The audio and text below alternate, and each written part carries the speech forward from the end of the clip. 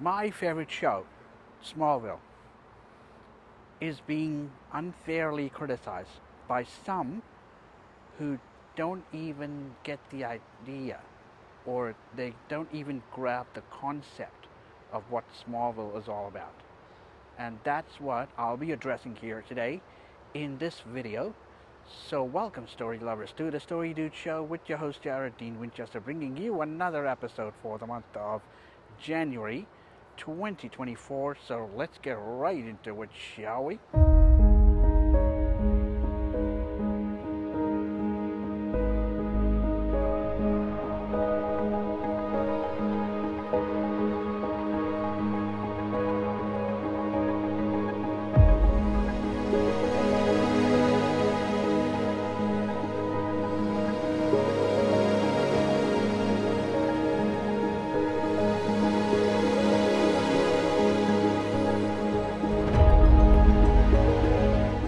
I just recently spent my birthday, which was a while back, 12th of Jan, which by the way, I was working, but I did think about the criticism that was offered on my favorite show, Smallville. Now, it's not without its flaws. Let's get that out of the way. But when people don't understand the basic premise of a TV show and then complain that the show bombed after X amount of seasons or after season so and so, I'm going to take a very objective approach here and come out and say that after coming across a podcast, which a couple of the cast members have gotten onto, where they discuss the show episode by episode, like every single time the podcast episode is aired, and Michael Rosenbaum, who plays Lex Luthor, and Tom Welling, who plays Clark Kent. Now, those are the two cast members that have started the show. Now, I have seen them criticize the show a little bit for some of its flaws, but not to the degree where the criticizer failed to understand the basic premise of the show. Sure, there are a few episodes which are filler episodes that aren't needed, but I would have to say that the basic premise of the show, I'll get this out of the way first. The basic premise of the show is, in fact, Clark Kent, the journey of Clark Kent into becoming Superman. It was never a teen drama about the Clark and Lana romance or the Clark and Lois romance or the Clark and whatever girl of the week that he was dating romance. It was actually a story about his journey into becoming Kal-El and Superman. That's what the story is about. But I've heard criticisms, which by the way are pathetic.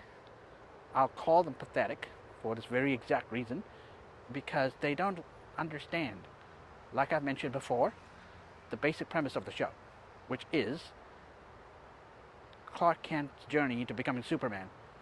Now, if you're expecting to have more romance between Lana and Clark or Lois and Clark, you're out of freaking luck. Because eventually, that, even though that's where it ends up, with Lois and Clark getting together and being wed, that isn't what the story is all about. And then, Tom Welling's acting was criticized. And I talked to some people who said, meh, to his acting, to which I would reply, are you shitting me? Yeah, there are moments where Tom Welling has had shitty acting, or should I say less than professional acting, and I do have to agree that sometimes he's an overdoer, in a few of the scenes, like the scene where he talks to Zod and tries to convince him that what Zod was doing was a mistake. But this was actually in the last episode of the season 9. This is the season finale episode of season 9, I believe. But other than that, I would have to say his acting is great, but need I remind you that I would not have given a chance to the movie The Choice, which he was also in, because he was the saving grace for that movie. I wouldn't have given it a chance because it was a very predictable movie. Let's get that out of the blue.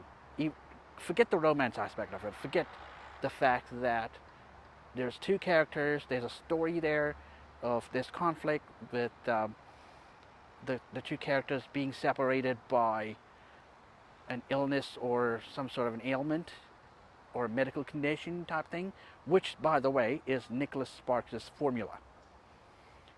The Choice was actually Nicholas Sparks' formula of writing. So, if you're going to criticize Smallville, do it objectively, not because you've piggybacked off of someone else's opinion, and not because you believe that it's shitty acting, and you believe the story should be about the love life of Clark and Lana or a love life of Lois and Clark. That's not what the story's about. It's practically about Clark Kent's journey into becoming Superman and the elements that led to it. Now, I'm going to point something else out here. If it wasn't for Smallville, other spin-off shows like Arrow, The Flash, and of course we have DC Legends of Tomorrow or Supergirl wouldn't even have existed, wouldn't have been thought of. So, if you're going to criticize Smallville, do it in an objective way. So that will be my message for you. So, thank you for listening to me. Thank you for joining me. I post anywhere between 2 to 3 episodes per month of this show. So be sure to check all of my episodes out. Like, comment, and subscribe as always. And I will see you next time. And until then, don't forget to turn that page.